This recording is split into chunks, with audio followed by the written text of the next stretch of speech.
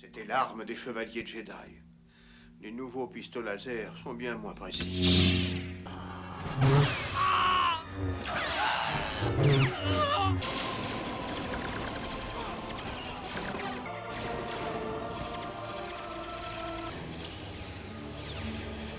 Ouais, non, bah finalement, je vais prendre un blaster, hein. Ça me convient très bien.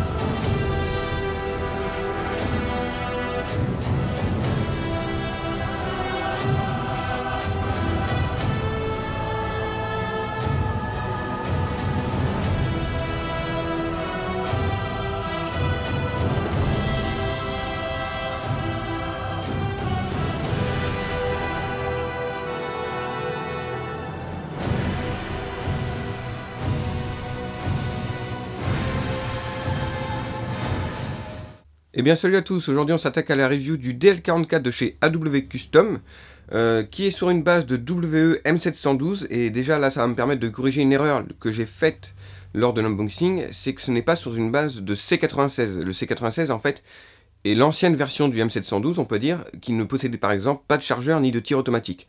Là, étant donné qu'il possède un chargeur et qu'on a un sélecteur de tir, c'est bien sur une base de M712. C'est du WE et ça explique également pourquoi j'étais pas fan de l'aspect du grip. Alors par contre, ne vous fiez pas à l'aspect un peu orange très brillant que je peux voir dans le retour de la caméra là, parce que l'éclairage tape en plein dedans. Je vous mettrai une photo pour que vous ayez un rendu un peu plus fidèle de ce qu'on voit en réalité. Mais du coup oui, ça explique pourquoi j'étais pas forcément fan de cette poignée imitation bois, c'est que j'ai toujours trouvé les imitations bois de chez WE vraiment pas terrible, donc du coup je comprends. Sinon la réplique est plutôt bien finie, hormis ce petit détail de grip. C'est une réplique d'arme donc qui vient de l'univers Star Wars, donc évidemment si vous ne connaissez pas Star Wars, ça va pas forcément vous dire grand chose. C'est en réalité l'arme de Han Solo. Alors, petite particularité, c'est l'arme de Han Solo dans le réveil de la force, puisque effectivement, même si dans le film il s'agit toujours d'un DL44, on peut voir qu'entre l'Empire contre-attaque et le réveil de la force, il y a quelques différences, notamment par exemple le cache-flamme dans l'Empire contre-attaque est chromé et non pas dans le réveil de la force. Je venais sur la finition, j'en parlais maintenant. La réplique est de base franchement très bien finie, j'ai pas trouvé trop de traces de moulure ou autre.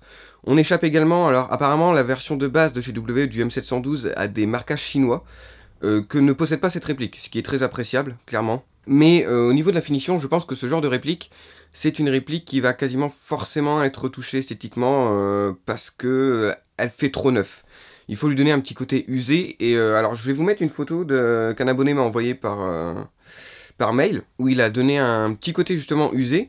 Il a fait ça en 15-20 minutes, il m'a dit, et je trouve ça très réussi. Alors je devais avoir plusieurs photos, malheureusement j'ai été trop long à lui demander, donc forcément ça collait pas avec la sortie de la review. Mais voilà, on peut voir sur la photo déjà que la réplique a quelque chose de plus vivant. Ce côté usé lui donne clairement une sorte de vécu. Là, en l'état, la réplique est très bien, hein, c'est pas le problème, mais elle fait très neuf, trop neuf pour coller à l'univers de Star Wars. Donc du coup, c'est une excellente base pour tous ceux qui ont l'imagination fertile et qui vont du coup faire des merveilles, je n'en doute pas, avec cette réplique. Ma réplique sera donc custom, je vous ferai une vidéo quand ce sera fait.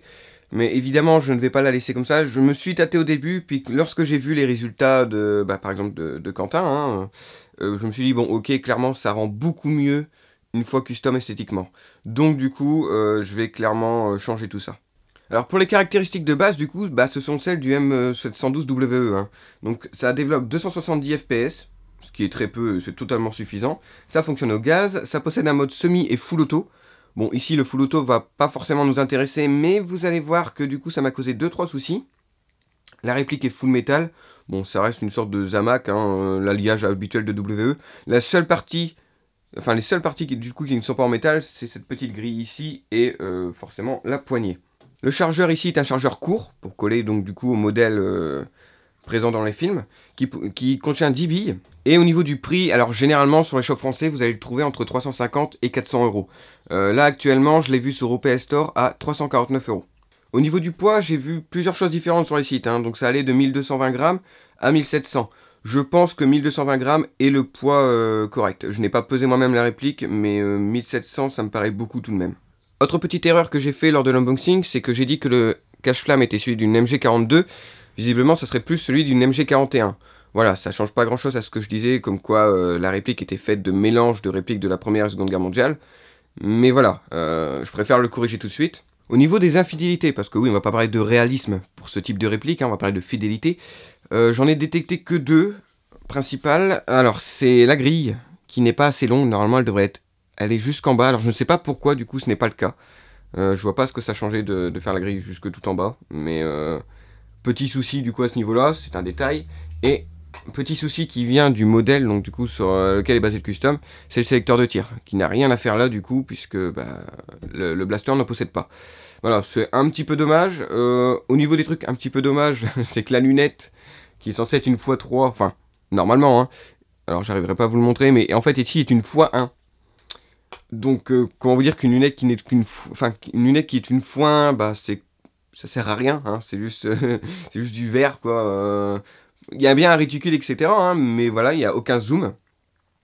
Ceci étant dit, ce n'est pas grave, parce que la réplique n'est pas faite pour être une réplique avec laquelle on vise. C'est l'un des détails qui fait que ce n'est pas une réplique de jeu, c'est que vous n'allez pas pouvoir réellement viser avec cette réplique. Premièrement, parce que le viseur n'est qu'une lunette x1 et ne sert pas à grand chose, concrètement n'est pas très pratique pour une réplique de poing, mais également parce que l'ajout du cache-flamme de MG42 a enlevé en fait le petit guidon, vous empêche en fait de vous servir du petit guidon de visée de base, du coup vous n'avez vraiment aucun organe de visée. Donc c'est vraiment une réplique de tir au jugé, quoi, hein, de tir à la hanche. Au niveau du packaging, ce que j'ai trouvé dommage, et je l'avais déjà dit dans mon unboxing, c'est qu'il n'y a pas de mode d'emploi. Alors, c'est pas très compliqué à monter, mais par exemple, le rail a un sens pour le fixer. Et ça, si vous ne le savez pas, vous risquez de forcer et de casser. Et du coup, je trouve ça un peu dommage, parce qu'au prix de la réplique, je pense qu'un petit mode d'emploi, ça aurait pas été du luxe. Également, il y a une petite vis, qui est une vis au milieu. Alors, elle est vraiment très petite. Du coup, je vous conseille d'éviter de trop démonter et remonter l'ensemble. Parce qu'à mon avis, à force, c'est une vis qui va casser. Et sans cette vis, ça ne tient pas. Donc évitez les démontages et remontages trop fréquents, parce que ça va pas être bon du tout pour la vis. À côté de ça, c'est une superbe réplique de collection, qui tire relativement bien en fait. Elle tire comme un M712 de chez WE de base, hein, donc c'est vraiment les mêmes performances. Donc c'est très correct. Mais voilà, je peux pas considérer ça comme une réplique de jeu, clairement. Moi j'aurais trop peur de l'abîmer. On va pouvoir voir également dans le test de tir qu'elle n'aime pas le froid, et c'est le cas de le dire vraiment, hein. C'est une des répliques que je possède qui aime le moins le froid. J'ai eu pas mal d'accidents de tir à cause de ça, on verra ça dans le test de tir. Mais voilà, c'est vraiment une réplique de rêve pour les fans de Star Wars. Je sais qu'AW, je le sais grâce à mes superbes abonnés qui prennent soin de fumer mon compte en banque, ils m'ont prévenu en réalité que AW sortait également un autre custom, donc sur une base de P08 cette fois-ci, c'est le blaster de Jyn Erso dans Rogue One. Alors en vrai je dis ça, mais je remercie complètement ces abonnés parce que j'étais passé totalement à côté. Je pense que j'en ferai la présentation lorsque je me le prendrai, il coûte environ 200 $. Mais bon, avec les frais de douane, etc., on va être plus proche de 300. Donc pour l'instant, j'attends, mais je pense que c'est un blaster également que je présenterai sur cette chaîne. J'aime beaucoup le fait qu'AW se penche sur des customs de Star Wars. J'espère qu'ils vont continuer, clairement, parce que la qualité est là. Donc j'espère vraiment qu'ils vont continuer dans cette optique et nous faire pas mal de blasters de Star Wars, ça serait vraiment un kiff. Et dernière chose à propos de ce blaster, c'est que c'est une édition limitée. Alors une édition limitée à combien? Je n'en sais rien, mais si vous voulez vraiment le vôtre, ne tardez pas trop, parce que une fois que ça ne sera plus en stock nulle part, aucune chance de vous en procurer un, à part en occasion. Je pense qu'on a fait plus ou moins le tour pour les caractéristiques de base, on va donc passer au test de tir. On commence donc par le semi, et première chose, c'est que le kick de la réplique est loin d'être extraordinaire, ça vient principalement du fait que le mécanisme est particulier et qui ne permet pas d'avoir un kick très fort. Là, je vous montre donc le problème que j'ai eu avec le froid, c'est que, alors ça se traduit par en gros, vous tirez en semi, on peut voir déjà que j'ai beaucoup de déperdition en gaz au niveau du canon et de la fenêtre d'éjection, et voilà, la réplique passe automatique, tout seul en automatique et finit par dégazer. Lors des tests de tir, il faisait environ 5 degrés, mais voilà, la réplique n'aime clairement pas le froid. Là, on peut voir que les billes partent relativement droit, honnêtement, sans avoir fait aucun réglage. Mais encore une fois, c'est une réplique de tir au jugé, hein. Vous n'allez pas viser avec cette réplique, c'est limite impossible. Le full auto, cette fois-ci qui est voulu, hein.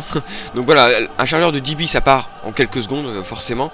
Mais la cadence est sympa, la précision par contre, bon comme tous les GVB qui tirent en full auto que j'ai eu, ça se disperse, pardon, ça fait vraiment une vague de billes quoi, hein, un nuage de billes. Pour mon avis final sur cette réplique, eh bien, si on enlève le problème de sensibilité au froid un peu trop élevé, c'est une réplique qui d'origine tire très bien, Par contre, pour ce qui est du custom, c'est pas un custom de jeu, clairement pas. C'est pas destiné aux joueurs, c'est vraiment pour les collectionneurs.